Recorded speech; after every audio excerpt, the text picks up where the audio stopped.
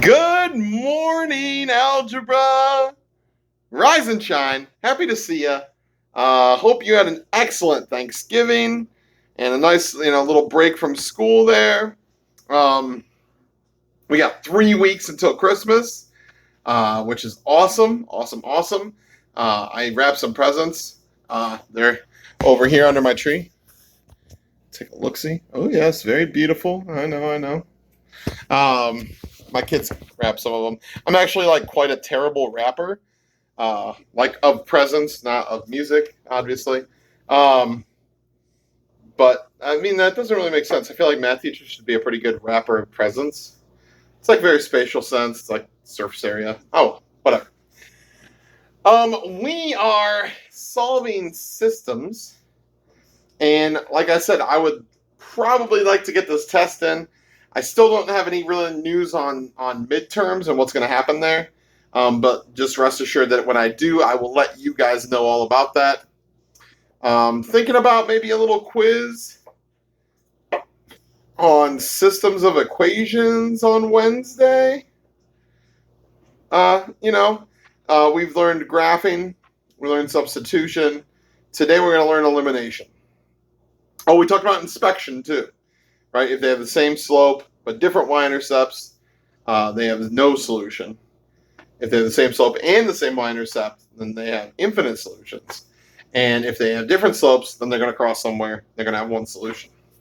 So it'll be a short quiz, something to kind of get the grades in the grade book kind of thing. But we'll talk about that, all right, tomorrow maybe.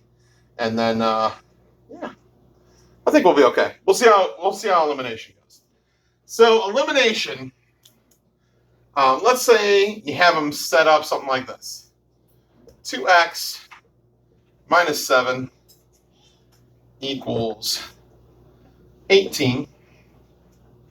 And then, of course, you have 2x plus 7y, sorry about that, minus 7y, plus 4y equals, and it's going to equal 7, obviously. All right.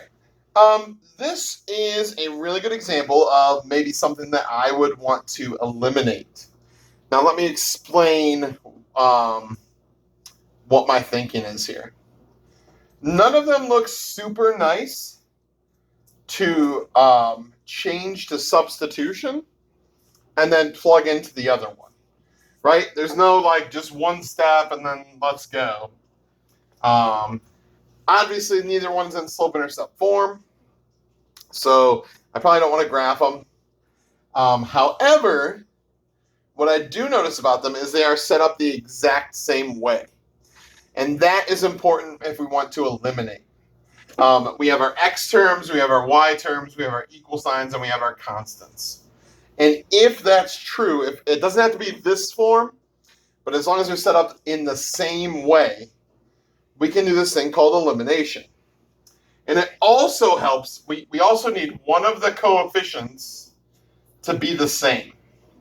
So you see how the x's both have a 2 in front of them? They could have different signs. This time they have the same sign. That's fine. We can work with that. But they do need to have the same coefficient. Now, what's kind of sucky about elimination is that's a lot of things that it needs to have. That's why this is not my choice of my pick to like just solve any time. But if it's already set up for me, it's very easy math. And so that's kind of the only way that I would use it. Otherwise, I'm substituting every time. So what's elimination look like, you ask? I'm so glad you do. What we're going to do is something very, very strange. We're going to add or subtract our equations together, and it's going to morph into a new equation that we can actually solve. Okay? What I need to look for, again, they have to be set up the same way. I'm going to look at that coefficient. If they have the same sign, these are both positive 2, I'm going to subtract my equations. If they have opposite signs, so if one was positive 2 and one's negative 2, then I'm going to add my equations together. And watch how this looks. It looks like a very old school math problem, right? I'm going to subtract this time. So 2x minus 2x, well, that's 0, right? 2x minus 2x is 0. Every single time one of them is going to do that, that's why it's called elimination. One of them will eliminate. Negative 7 minus 4y. Well, that's going to be negative 11y. And then 18 minus 7 is also going to give me 11. So here's what happened. My x's eliminated. It became 0. And then I subtracted the other two, got to this, which is a real easy equation to solve. If I want to get y by itself, I'm going to divide by negative 11. And it tells me that y equals negative 1. That's awesome. We know the y value where these two lines cross. Now to find the x, we're going to do exactly what we did with substitution. We're going to take that, we're going to plug it back in. I'll use the top. 2x minus 7 times negative 1 equals 18. Negative 7 times negative 1 is positive 7. Subtract 7 from both sides. 2x equals 11. And then divide by 2. And x equals 11 halves. So the point where these two lines cross is 11 halves, negative 1. And that's how elimination works. We're going to either add or subtract them depending on the sign. It's going to cancel something out. We're going to solve for that variable. We're going to take that variable, plug it into the other one, and that's going to give us our point where they cross. Let's try one where we add them together.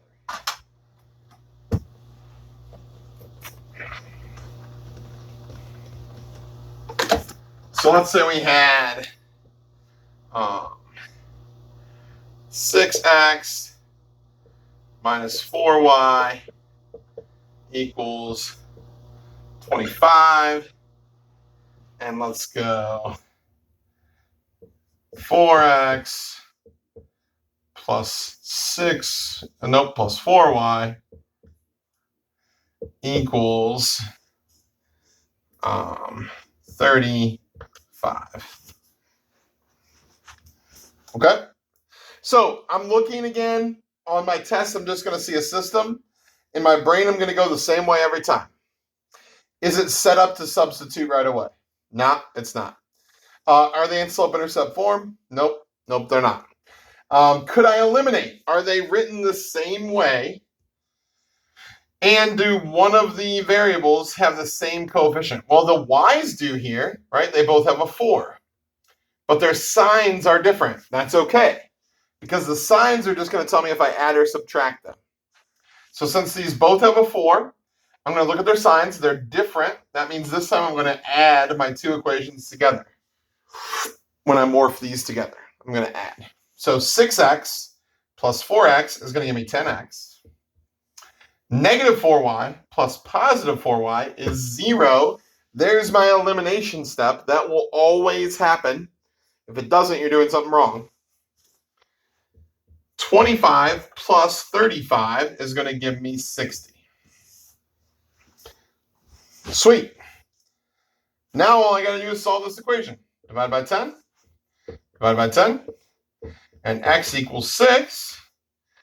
And once I get what x equals, I can throw it back into one of those. I think I'm going to use the bottom. Why not? So I'm going to go 4 times 6 plus 4y equals 35. 4 times 6 is 24. Minus 24 from both sides.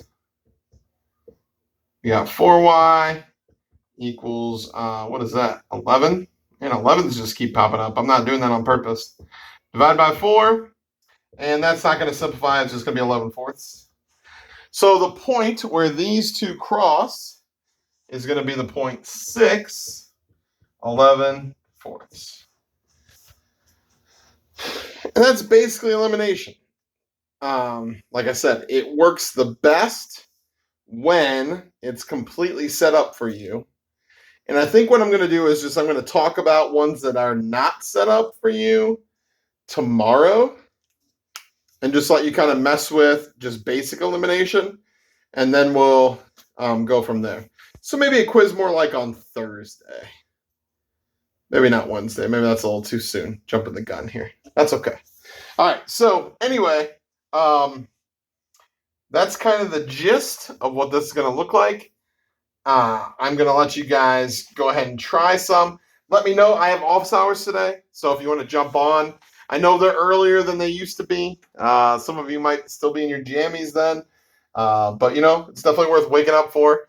And especially if you have questions, Mondays and Wednesdays, I'll be on there during third period. Okay? All right. Good luck on your homework. Try it out. Hopefully you like it. Later.